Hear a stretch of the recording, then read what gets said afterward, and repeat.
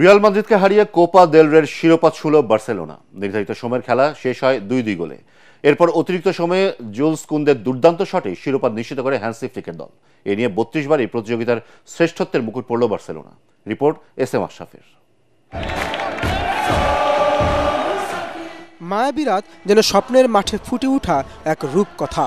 সাদা শিবিরের হৃদয়ে কাঁপানো উল্লাসের মাঝখানে বার্সেলোনা আঁকল শিল্পীর তুলিতে নতুন ইতিহাস। কোপা দেল রের শিরোপা তাদের করে নিল আপন করে। শুরু থেকেই বার্সেলোনার গর্জনের চেষ্টা যেন ঝড়ের আগে অস্থির বাতাসের মতো। রাফিনহা, লামিন ইয়ামালদের পায়ের ছন্দে দুলছিল রিয়াল মাদ্রিদের ডিফেন্স। তেমনি এক মুহূর্তের জাদুতে পেদ্রি বর্জ্যের মতো বল পাঠালেন জালে। রিয়াল বারবার চেষ্টা করলো, আক্রমণে ঝাঁপিয়ে পড়ল। অবশেষে কিলিয়ান এমবাপ্পের অগ্নিঝরা শটে সমতায় কার্লো আনচেলত্তির দল।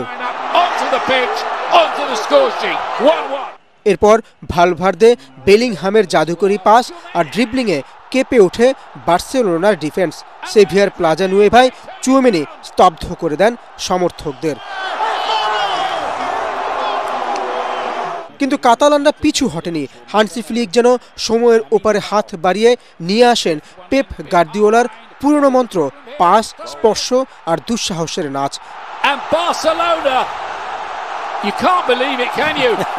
অতিরিক্ত সময়ের 116 মিনিটে এলো সেই জাদুকরী মুহূর্ত।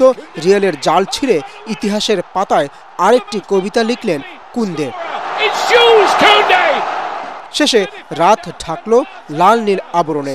বার্সেলোনা ফুটবলাররা স্মরণ করিয়ে দিলেন ফুটবল এক জাদু, আর তারা সেই জাদুর চিরকালীন রূপকথার নাম। S M Ashraf, ATN Bangla.